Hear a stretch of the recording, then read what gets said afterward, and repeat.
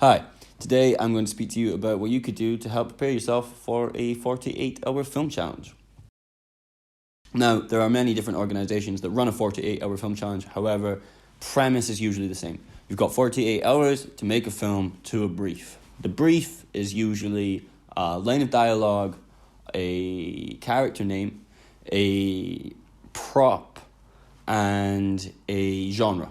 So you actually can come in with quite a few things prepared. First things to prepare seems obvious, but your crew and your equipment. So we're not just speaking about the lights, the cameras, and the boom microphone. We're speaking about all the things around them that make them work. You know, your batteries need to be charged, your SD cards need to be wiped. You need to make sure that you have enough storage and enough batteries to last for whatever your scheduling is going to be. So when it comes to crew, you need to know that you can rely on these people. So ideally, you want a skeleton crew that can do lots of different jobs and that you can rely on. You want them to tell you if there's a problem, and if they're not telling you that there's a problem, then hopefully then there's no problem and you can trust them. Because it needs to be about trust. You need to have the trust within your team. You've only got 2 days to do it. You can't do it yourself. I see a lot of people try to do it themselves and it never works. It's a beautiful opportunity to really learn a lot about yourself and learn a lot about your team. So with that in mind, delegation is very important. You want to have people that can do more than one job because you don't want a huge footprint when you're going about stressfully shooting over the course of 12 hours.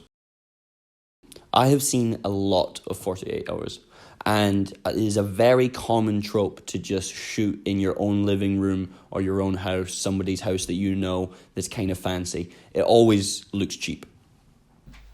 I'm a bit of a problem solver, to be honest. I've learned from my mistakes. I almost saw what it said there, but I fucking love it. Now, people dedicate their whole careers to finding beautiful locations. So I'm not saying that it's going to be easy. Just saying that if you can find a couple beautiful spots to shoot in, then it's going to bring a whole different production value that a lot of people that you're competing with might not have. Now we'll discuss what you can do as far as writing goes. I personally don't think it's a good idea to come in with solid scripts. If you come in with a written script that you're attached to and you get a genre that's completely out there, then you're just going to try and shoehorn it in and it's going to be messy.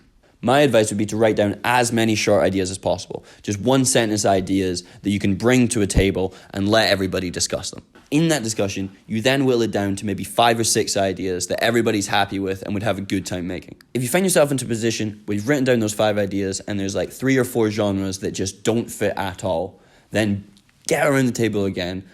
Use that as the brief. You've got to make a film that fits like a holiday espionage road movie. Now, it is a very common trope to make something really sad and really angsty because they might think that the judges might like that and they might win.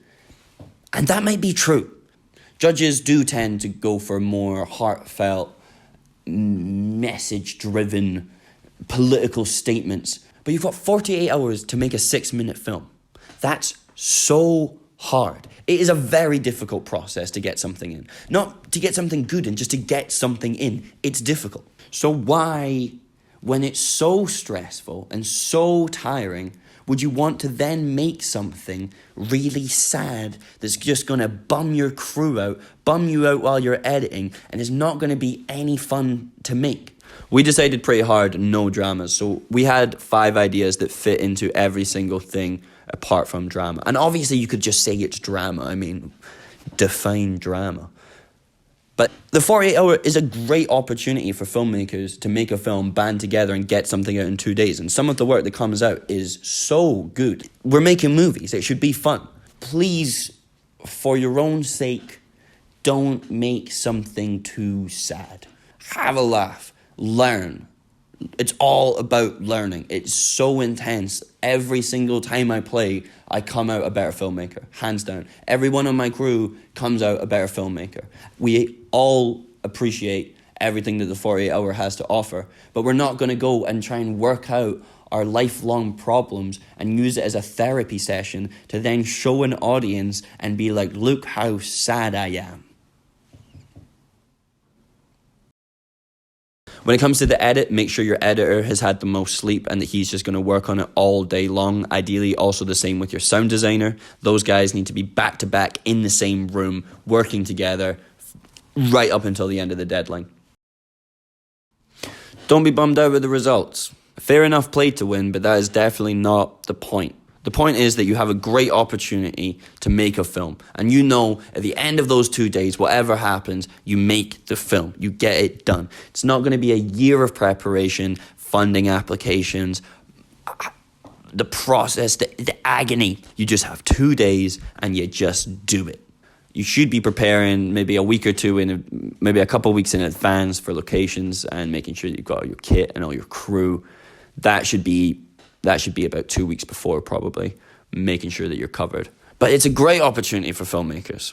I would definitely recommend it to any filmmaker out there that's not tried. I feel like it's almost a badge of honor just getting it done. But we are very grateful for the opportunities that the 48 Hour has given us. We've got to compete against filmmakers around the world. We have become way closer as a crew. We have become way more efficient as a crew. And honestly, it's just reminded us why we do what we do and how much we love what we do. And the sacrifices are worth it.